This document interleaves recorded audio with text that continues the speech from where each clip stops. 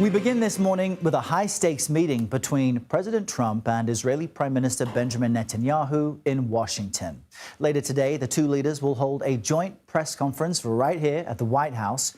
Meanwhile, sources tell CBS News Trump is considering an executive order to dismantle the Department of Education.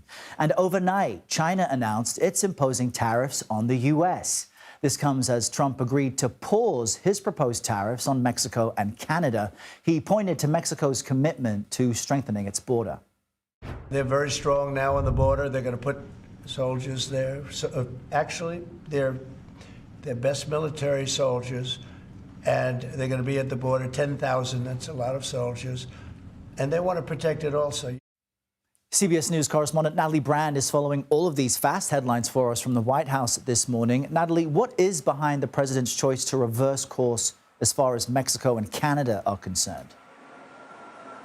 Yeah, well, the White House touting these negotiations so far as a win because in return for pausing these tariffs on Mexico and Canada for at least a month, in return, he received assurances that security measures would be beefed up at the northern and southern border. That includes a promise by Mexico's president to dedicate around 10,000 National Guard troops to help secure the border. Canada promising some new technology and measures at its border, as well as a commitment to appoint a fentanyl czar, because the president said this was really about trying to stop the flow of illegal drugs and migrants into the United States. Again, these last-minute negotiations really coming less than 24 hours before these tariffs were set to take effect. So we'll have to see how negotiations continue over the next month. But as you pointed out, those tariffs on China, they did go into effect, and China responding overnight with countermeasures, tariffs on U.S. crude oil, natural gas. And what we do know is President Trump expected to speak to China's president, President Xi, as early as today, according to the White House. So we'll have to wait and see whether a similar deal can be struck or whether there's a tit for tat between these two countries. And Natalie, what's the latest you're hearing on this effort, it seems, to completely dismantle USAID, possibly fold some of its services into the State Department?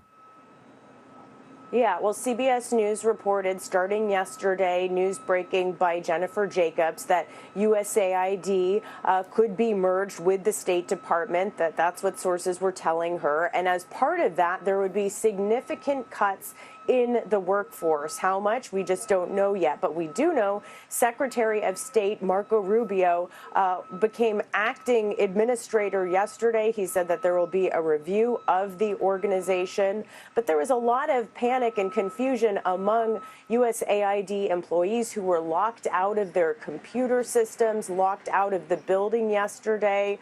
The administration saying that was because of a security incident. But I spoke to a former USAID official who served at a high level, and he said just the way that this happened has triggered not only chaos, but it's also illegal. Take a listen.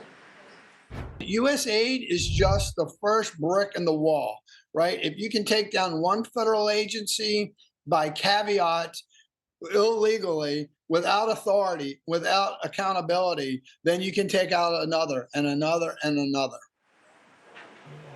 And he's specifically talking about Elon Musk and the Department of Government Efficiency going in there and again seeming to lock the computer systems, trying to access files. Democratic lawmakers, they've also sounded the alarm, saying USAID is an independent agency. It was approved through an act of Congress in 1961, and if any changes want to be or need to be made, then that has to also go through Congress and be approved by Congress. So once again, we are seeing a standoff between the White House and Democratic lawmakers who could be presenting a legal challenge. All right. Thank you, Natalie Brand at the White House.